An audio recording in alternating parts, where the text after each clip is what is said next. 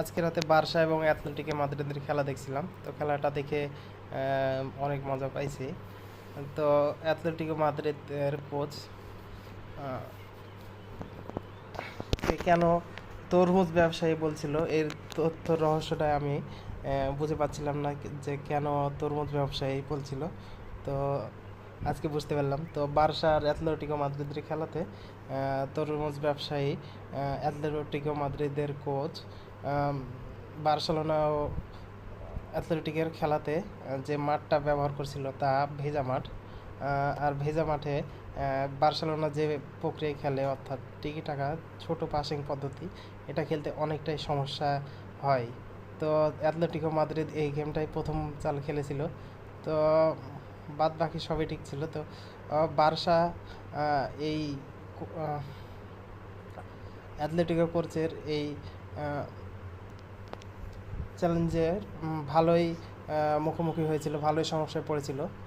প্রথমে তো ঠিকমতো বার্সা পাসে দিতে পারছিল না, অর্থাৎ বল ভেজা মাঠে ঠিকমতো করতেছিল না, এবং এই সুযোগটাই বারবার কাজে লাগাচ্ছিল অ্যাথলেটিকো মাদ্রিদ।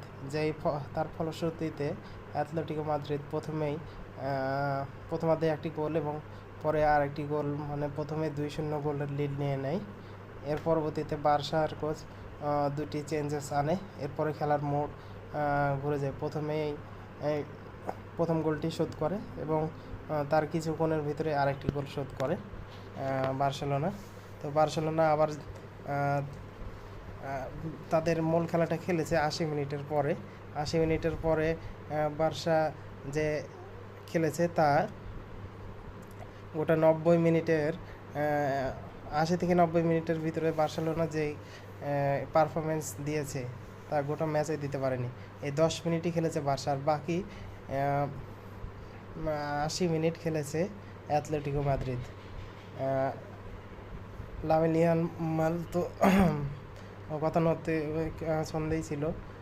রাফিনহা একটি অ্যাসিস্ট করছে, আর লেভানডস্কি ও সেরকম ছন্দ খুঁজে পাচ্ছিলেন না, কিন্তু একটা গোল করার পর আত্মবিশ্বাসী এবং